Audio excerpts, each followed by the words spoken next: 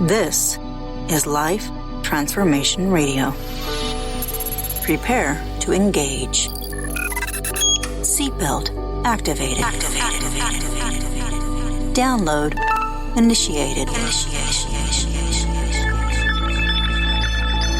Your quantum journey of transformation begins in 3, 2, 1.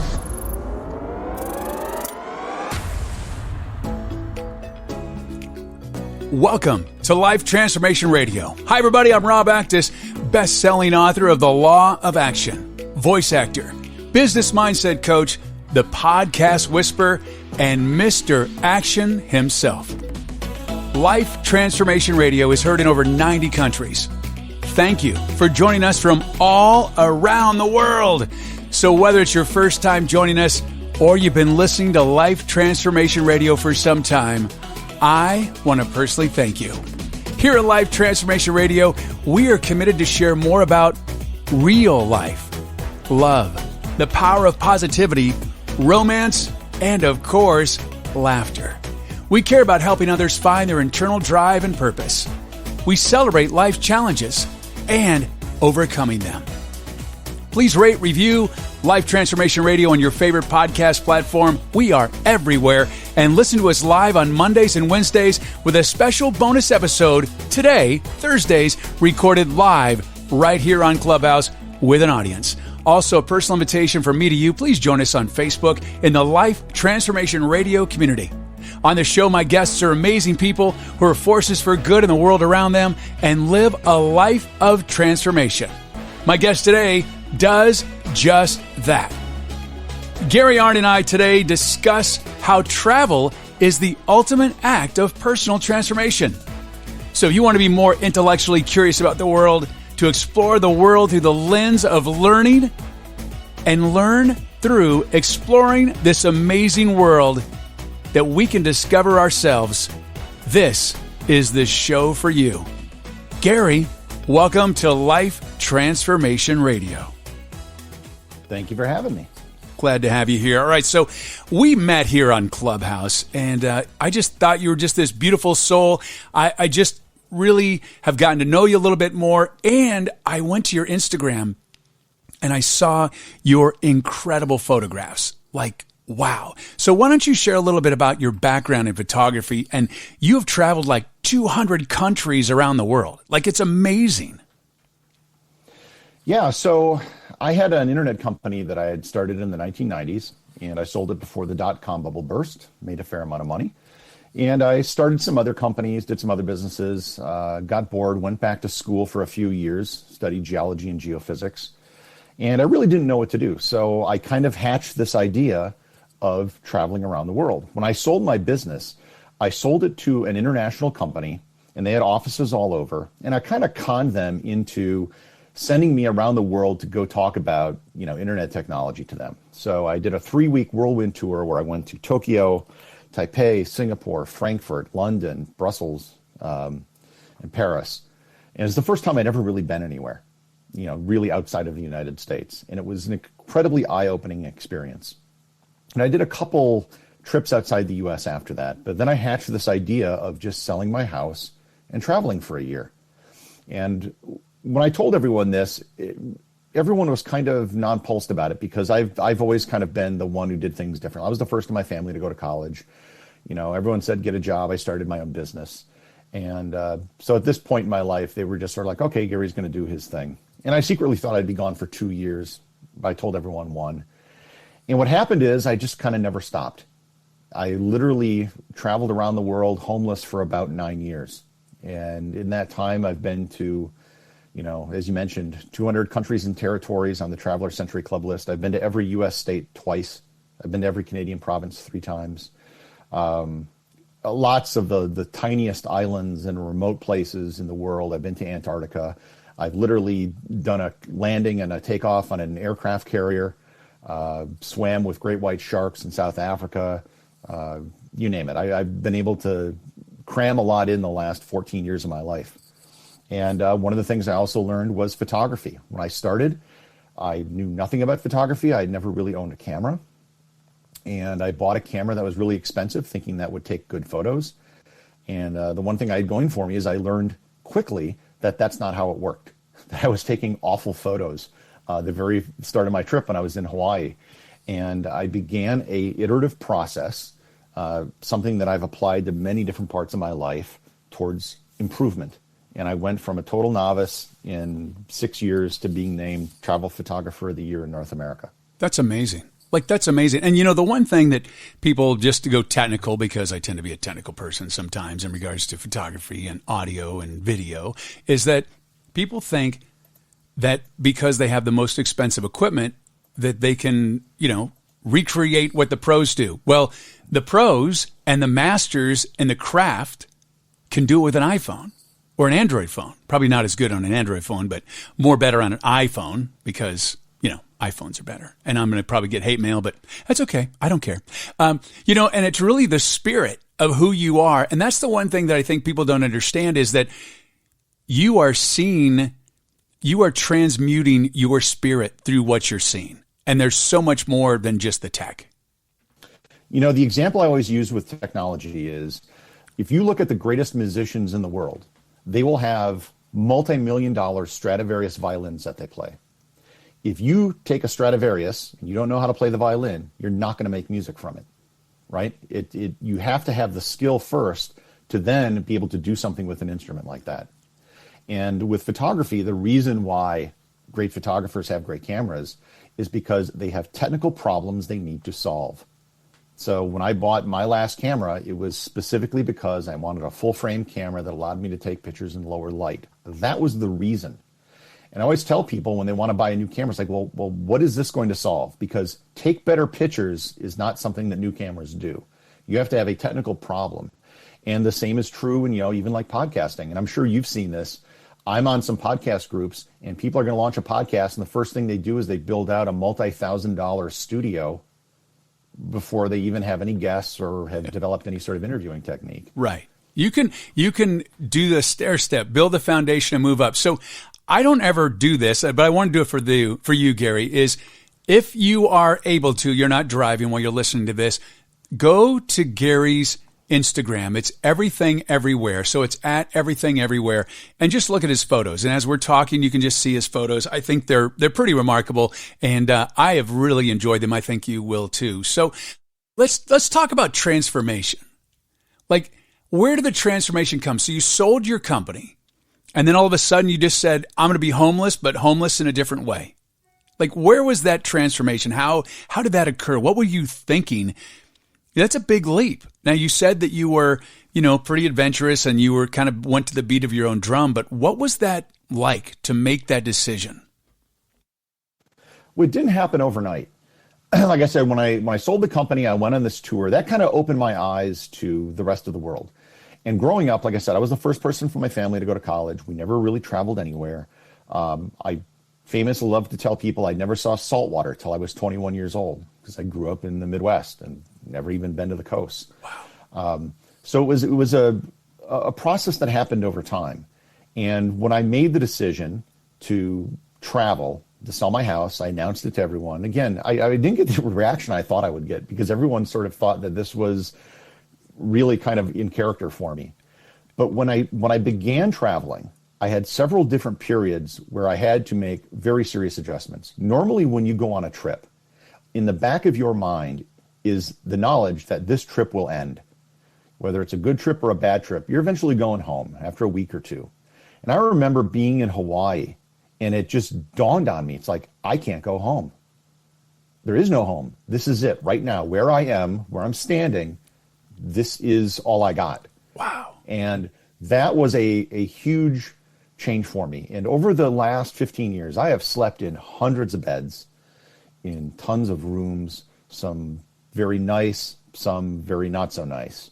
And it changes your perspective on things. I had a 3,000 square foot house on a lake when I started. I don't think I'll ever have anything that big again because I've learned to, I've lived out of a bag for the last decade. And wow. I've learned to do with much less and just sort of be satisfied with where you are at the moment. What I find fascinating is that you've been in over 200 countries. And I know a lot of people that travel, they're business executives and they travel all the time. However, they usually go from point A to point B to point C to point D. And there's usually like 3 or 4 places that they go. And you have been exposed to so many incredible cultures. And now I'm a food guy and I'm pretty adventurous in my food. I can only imagine the food that you have experienced. Oh, yeah. One of the best meals I ever had was on an island in the south of Japan called Yakushima. And if you've ever seen the animated movie Princess Mononoke, it's based on Yakushima. It's a cedar forest high in the mountains, always covered in clouds. And I was at a hotel and no one spoke English. I didn't speak Japanese. But you can let it be known that you want to eat, right? You're in the dining room. It's that time of night. And they brought me out this set meal. It was the best meal I probably have ever had in my life. And I cannot tell you to this day what's in it. There was like a bowl of, I guess it was like a broth. It looked like just water with like a piece of boiled fish. Looked really unappetizing. It was fantastic. A noodle dish, I can kind of describe it, but I can't really tell you what it was because they just brought out the food. And those sometimes are some of the best meals. I remember being in Buenos Aires and I was doing a project for, it was a research trip when I was studying geology. And we actually came out from the field a day early just so we could go back to this one steakhouse we were at because, beef in Argentina is probably the best in the world. And it was just fantastic. Oh, so beef in Argentina, if I'm not mistaken, don't they have chimichurri? Is that what it is? The chimichurri that they put on top of it? It's green. Oh, they do it all sorts of different ways. Oh, yes. Oh, my God. Depending on where you are. But yeah, an asado is an experience that everyone should have. If you're a vegetarian, just don't bother. Just don't go to Argentina. Not worth it. That's funny. So one of the things about, adventurous food eating and being in different cultures, it's a way to look at your life of how you live your life. Because a lot of people are so sheltered and they're not open to other possibilities of what things are, and they prejudge everything in their life, and it really blocks transformation in your life. When you're open and you got to try life. And that's where I think a lot of people that they don't try life. So they have some traumatic experience in their life and then they stop. And they don't realize that you can reinvent yourself every single day and you can transform every day and you don't have to live in your past, and your past doesn't dictate who you are today. And you live in that present moment. So when you are traveling across the world and you're seeing these different foods, I know a lot of them are considered very unappetizing because we're not used to those. And I just learned about this in a room on Clubhouse. They were talking about food and it was amazing. So, some people, just to say, so Indian food, some people think, oh, Indian food stinks and they don't like that. And what happens is a lot of people from India smell American food and they think it stinks because they are smells and aromas that they've never smelled before. So they're not akin to that. And different parts of the world, if you go and smell their food, oftentimes it's not attractive to you. It's very attractive to them because they are conditioned for what it is. But when people come to the U.S. and they smell our food, macaroni and cheese, they're just like, ugh. Have you experienced that? The smells, how different they are across the world? Oh, yeah. And a lot of that, has to do with spices. And you're right. It's what you grew up with and what you're accustomed to. Yeah. And I've seen a lot of people travel where they try to, I don't like this. I don't like that. And they try to just force their preferences onto everyone else. And I think if you're going to travel and do it seriously, you have to be willing to eat whatever they give you. Yeah. Period. How exciting is that? One of the worst things I've seen, tourists who have just, gone nuts over like a 10-cent discrepancy on a bill or something like that. And my attitude is, if I order the beef and I get the chicken, I'll eat the chicken. And you were meant to get the chicken. I'm not going to throw it. Yeah. Unless they're really trying to scam you out of a lot of money or something, or if it's an honest mistake, I just don't worry about it. And you're talking about a lot of foods. They always tend to fall under animals we don't eat or parts of animals we don't eat. Right. That's what most people get freaked out about. If you said, oh, yeah, well, I ate this very exotic cabbage, that's not going to, people don't make a big deal about that. And I will literally eat pretty much anything. And I have. I've eaten pig entrails. I've eaten chicken feet. And what's cool about that is that reflects in your life, because how you live your life on a day-to-day basis. And so if you are open to possibility, amazing things can come into your life. So one of the things I wanted to ask you was looking at the world through a lens of learning and curiosity and exploration. What is that like? How does that transform into an extraordinary life? Well, you picked the two words that I think really define my travels more than anything else, are learning and curiosity. Because a lot of people ask me, oh, why do I travel? And it's really because I love learning. It's why I went back to school. After I sold a 7-figure business, I went back to school to learn more because I love learning. And I realized that the biggest school in the world is the world. And it's a constant, not only learning, but learning how much you don't know. Yeah. I was in Singapore and I was being taken around by this woman who was a local, and she brought me to this place where a bunch of the Peranakan people live. I had never heard of them before. Turns out they are a culture which is a mix of ancient Chinese traders who came down to Malaysia, married Malay women, converted to Islam. Never heard of this before. Wow. And now all of a sudden, I was ignorant about everything about their culture. Once I knew that they existed, suddenly it was like, well, what do they eat? How do they dress? And it turns out there's answers to all these questions. But there's so many things out there that people don't know. And one of the big things I've really kind of made a crusade of mine is getting people to visit places they haven't heard about. Because I'm sure you've heard of the problem of overtourism. Overtourism isn't too many people traveling. Overtourism is too many people traveling to the same place at the same time. So everyone goes to Venice. They all go to Paris. Most Americans cannot tell you the name of a second city in France outside of Paris. Right. And they see that in movies and television, and it's in our cultural minds, or the collective mindset of everyone. And so they go there. And there's nothing wrong with those places, but there's so many other amazing places that people just don't know about that are just as good. And the example or better. Yeah. I've been to almost every national park in the United States. In fact, I would have finished it if it wasn't for the pandemic. I need 5 more to go, and they're all easy. And I've been to a lot of national parks around the world. The greatest national park in the world, I think, is Nahani National Park in Canada.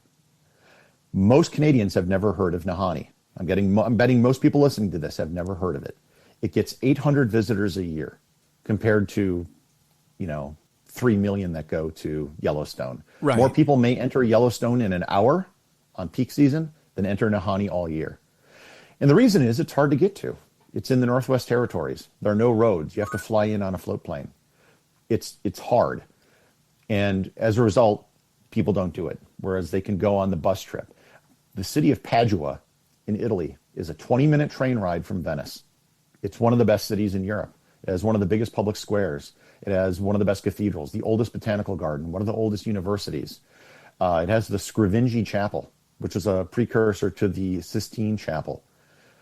It has all this stuff, and no one goes there because they don't bother leaving Venice, even though it's so easy to get there. Literally 20 minutes, and you're there. And people don't bother to do it. And there's so many places like this that are amazing, but people just don't know to go there. The story I was telling you about having food on Yakushima Island. Yeah, I was the only foreigner I met in Yakushima. Japanese know about it. They're familiar with it. But everyone outside of Japan, they're just going to go to Tokyo and Kyoto and places like that, which again are fine places. I'm not saying you should go there, but there are great places outside of that. Well, one of the things that I love about traveling, I haven't done a lot of it, but I've done some, is the people. Like, it's not as much as where I'm at, it's who I'm with. So to give an example, I went to Costa Rica, and we got off a cruise ship, and everybody got off the boat, and they're all getting with all these tours. Well, we met this driver while we were waiting in line, I just started talking to him, and he was super freaking cool. And I'm just like, dude, I would hang out with you anytime. And he goes, oh, I'm a driver. I'm like, oh, okay. Well, he drove us around Costa Rica, a personal tour. We went to his house and met his family and had food with him. He took us to this oasis in Costa Rica that was down. We actually thought we were going to die because it was one of the first things that happened to us. We're driving down these sugar cane fields, and we're just a dirt road, and it's just us, and we don't know him. And it was just two couples, and we're there, and I heard banjo music playing, and it was, really kind of ominous of the road we were going down. And then we went to this incredible oasis of ocean and sky and just breathtaking view. And then he goes, hungry? And I said, yeah. And we went, had this incredible meal in this little, probably 10 by 10 shack, sitting at these wobbly chairs on this dilapidated wood patio. And it was one of the best ever experiences of a vacation. And it was meeting the people. And he took us to all these places that the locals go to. And then I went with my wife to Hawaii, the Big Island. And I think that it's important, and I want you to just touch on this, is when you go, you don't want to be a tourist. Because I feel, and I see this, is tourists tend to go and take. I want to contribute and be humble as a guest. I just want to act like a guest in their presence. Is that what you find, to immerse yourself in their culture and to be a guest? Yeah, I think a lot of it is just staying away from the mass tourist stuff. Yeah. And if you can do that, you're going to do that naturally. You're going to eat where locals eat. If you just stay out of the tourist area or stay out of the big chain hotels, most of the money at those big hotels doesn't stay in the country. If you're going to an all-inclusive resort, most of that money doesn't stay in the country. But if you stay in a small guest house with someone, that money stays right there, and probably with the family that you're staying with. Wow. One of my favorite parts of the world is the Pacific. And I've been to pretty much every country in the Pacific. And one of the places I always tell people, if you want to, get introduced, is to go to Fiji. And there's some real high-end resorts in Fiji, but there's also a place called the Yasawa Islands it's on the western parts, a chain of islands that go right up from the airport. And there's a boat every day, it goes up and down the island. And there's 30 little resorts, and I use that term very loosely, that are run by local villages. And you can get a bungalow that's about 10 to 20 feet from the beach. So you're literally on the beach. Oh. That costs about $50 a night, all inclusive. They pay they covers your meals. And the meals are all made by locals. They can bring you into the village, have a village experience. They brought me in to a church service. They're very religious people because I'm a photographer, and I photographed a service where a man was being ordained as a minister. Wow. And I was happy to do it for them. I've had white sand beaches, city blocks long, all to myself. There was just no one else there, on this pristine white sand beach. And yeah, you also have to remember that when you're visiting a place, it's an opportunity for those people to learn from you as well. Right. I was in the Solomon Islands. Not a lot of people visit the Solomon Islands. And I was on a really remote island. And I don't even know what the Solomon Islands are. I'm sitting here going, what are those? Can you give a little more detail about that? Because you talk about stuff like we all know what you're talking about. I don't know. The Solomons are just east of Papua New Guinea. They are where Guadalcanal is. That was the famous battle in World War II. Right. It's not a very big country. It's a pretty poor country, not a lot of people. And I was on one of the far outer islands called Rennell, which is this giant raised coral atoll. And I was talking to this guy, and he said, well, yeah, on windy days, what some of the kids like to do is that they have these massive spiders that make these massive webs. And if it's in the crook of a tree, they'll cut it out, and they'll attach it to a big leaf, and they'll try to blow it across the water and see if they can get a fish to jump in to the spider web. And I was like, that's amazing. That's really cool. Please tell me you have photographs of that. Do you have a photograph of that? No, they just said they do it on really windy days. Oh, okay. He was just kind of telling me about it. And I said, well, where I'm from, in the winter, it gets cold and the water freezes. and we walk out onto the ice and we drill holes in it and we fish for fish in that hole. And the guy had never seen snow before. The idea of doing this, like he was as flabbergasted by this as I was by, fishing with a spider web. And he just was silent for a while. And he goes, "Truly, your people walk on the water like Jesus Christ." And I was like, kind of, now that you put it that way. But he'd never heard of ice fishing. And there's a lot of these opportunities for people to learn from you just as much as you're learning from them, because they may not get an opportunity to come visit the U.S. or travel like you do. And, it's really a shared experience. And I think a lot of these people are curious about where the people who are visiting them come from and what life is like.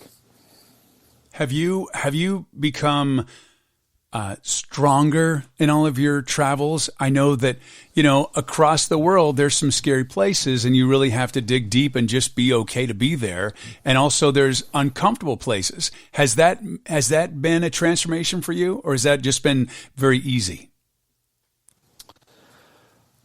There's a certain type of confidence you develop after you travel. In fact, when I talk to most people, if they're afraid to travel, it's due to this confidence and the fact that whenever you hear about a place somewhere in the world on the news, it's always bad, right? Because if something good happens, that's not news. So they have a negative view of most of the world, and they think that most of the world is dangerous, and it's not. Right. In all my years traveling, I've never been robbed, never been pickpocketed. I have been literally in the middle of massive protests. Like, I was a white guy with a nice camera in between hundreds of cops in full riot gear and thousands of protesters in Bangkok. And I got some great pictures from it. But I bet.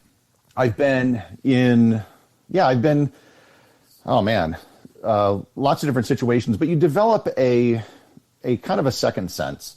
You know where not to go, what time not to go to certain places, just as you would, living in your own hometown. If you're in a big city, there are places you don't go, or certain times of day you don't go there. And right. You just know that. And that's true traveling as well. And you just have to be cognizant of that. Bigger cities are probably going to be more dangerous than the countryside, things like that. So it's, you learn it. And, when I first started, I remember the first foreign country I went to. So I started basically by going west. I spent 3 weeks in Hawaii on different islands. I learned how to scuba dive. And then I went to Tahiti, which was the first place outside of the U.S. And they speak French. And I didn't speak French. And it was really intimidating because this is kind of the first time I'm on my own. I have no support team. And today, you could drop me in the Central African Republic or Turkmenistan, and I wouldn't bat an eye. Not that I'm familiar with those places, but I simply have the confidence and experience from doing this for so long that I can get by doing that now. It doesn't faze me. Wow. Do you have any harrowing moments of, like, what was the most scarce, not scary, but scarce, desolate, uncomfortable, like, I'm going to get out of this, but this is a lot more than I thought. And, you have to dig deep to, like, all right, I'm here. Like you said, you could be in the middle of Africa or New Guinea or whatever. Is there any place specific or any experience that you have?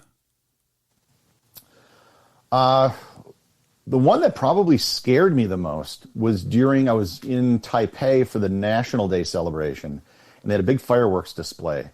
And it was the biggest crush of people that I had ever experienced. Like, there were tens of thousands of people all just crushing to get a better view of the fireworks. And that was really terrifying because I felt for certain there was going to be a stampede and people were going to get killed. And when you're in the middle of that, you can't really get out of it easily, right? Because it's just bodies all around you. And right. Going against the wave of that can be very difficult. The protest that I mentioned, that occurred in Bangkok back in 2010. And that actually wasn't as scary as people think. Although the whole city was kind of on edge.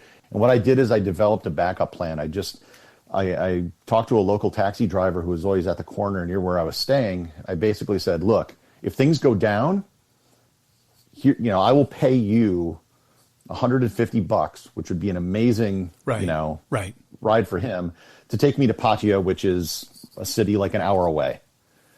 That's far away from everything that was going on. He was like, done. And I gave him like $10 as a down payment for doing nothing. And he was like, not a problem. I got you. Oh, another great, I forgot about, one else I should add. I had a driver in Cambodia. They had just opened this new Unesco World Heritage Site that was right on the border of Thailand. And Thailand sent troops over the border. So it was an active war zone. I hired this guy to take me there. The war zone itself, it was just a bunch of soldiers sleeping, no big deal. But on the way back, the guy who was my driver, we were on a motorbike for basically 16 hours. His dad was a cop, and his dad gave him his revolver, and he put it under the seat of the bike. And he told me this, but it was just kind of not a deal.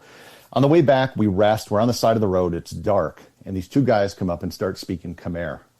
And I have no idea what's happening. And they look at me, and I think they clearly stopped it because I was there. And as he's talking, he lifts up the seat of the bike, and his gun's in there, and he has his hand on the gun. And he doesn't pull it out. They keep talking. Eventually, the guys leave. He puts the seat back down, and he just tells me, we got to go. So we get in the bike and leave. And I had no idea what was about to happen then. Yeah, I love that you didn't ask questions, because in all the movies are like, we got to go. What's the matter? What do we got to do? And then, then the bad guy comes in, but that's part of the film industry that they always have that. But I'm glad that you did that and got out safe. So one of the things I would just be curious to know, I've looked at a lot of your photographs, and is there one photograph that stands out of all the photographs? And is there a story behind it?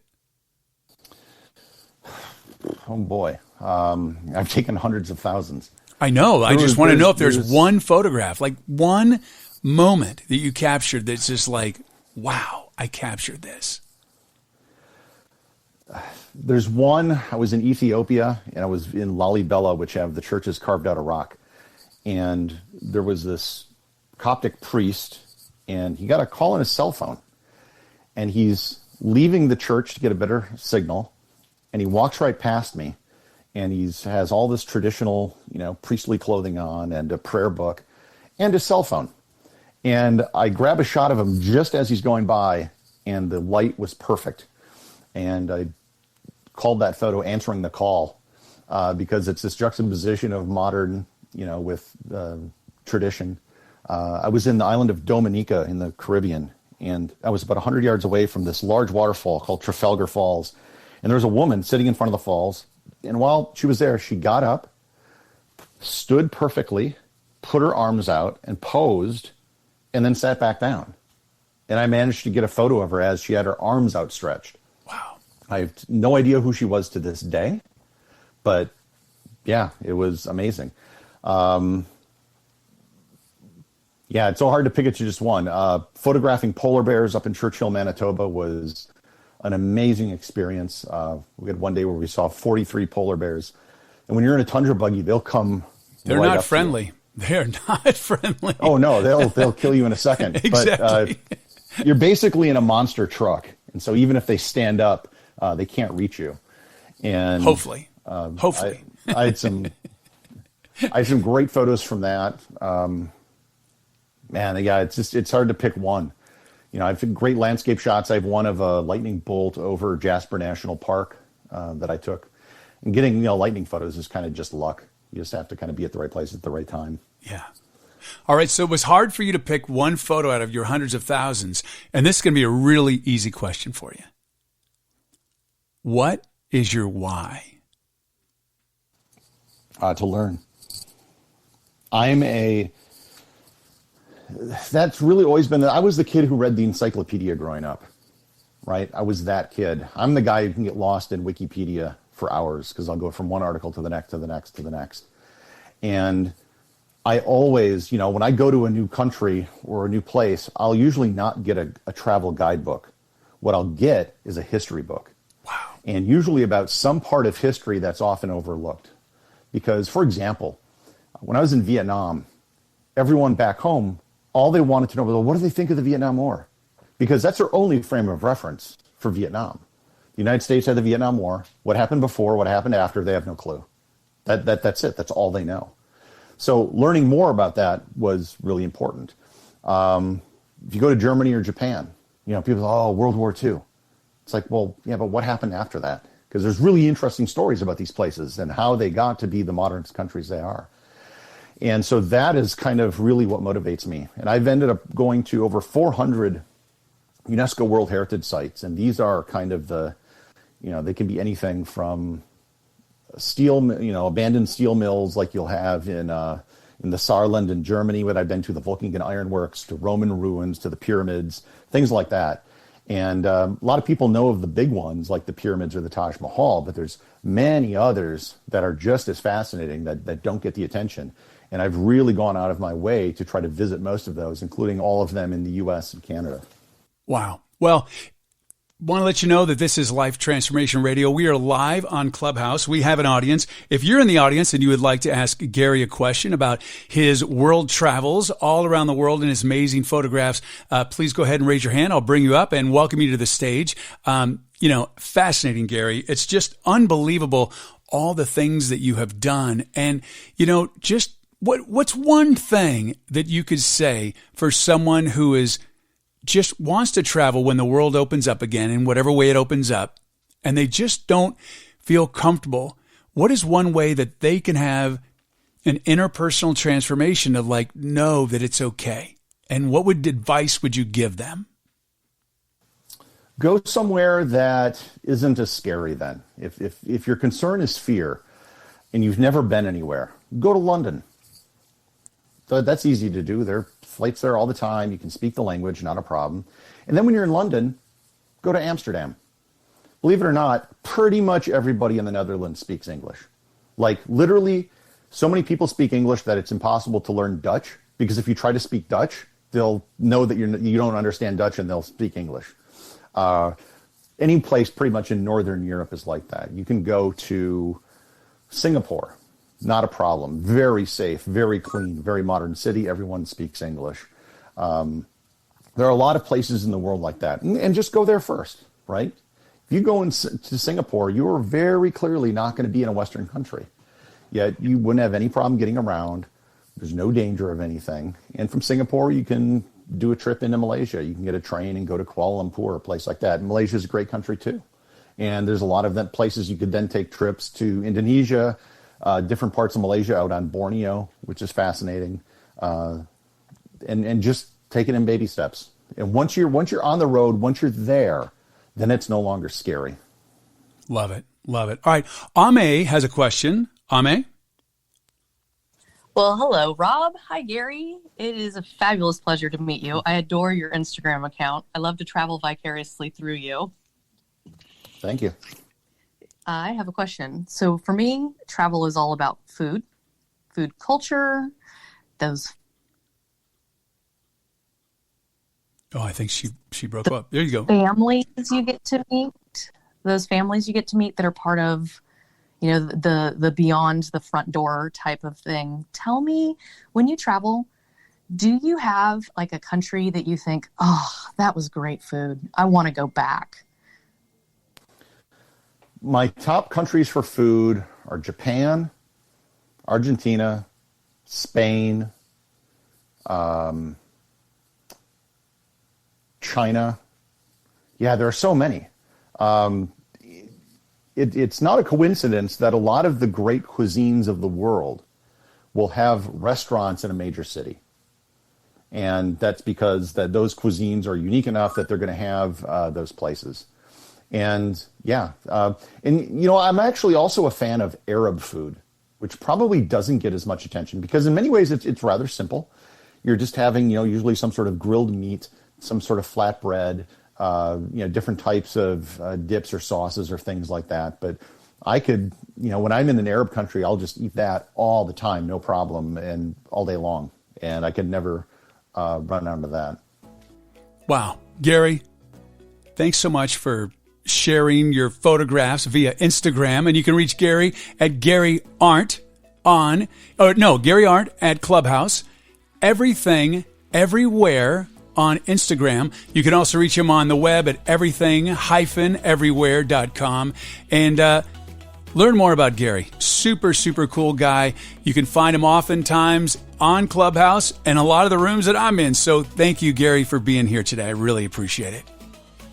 Thanks for having me. Absolutely. Hey, we are so glad you're here today.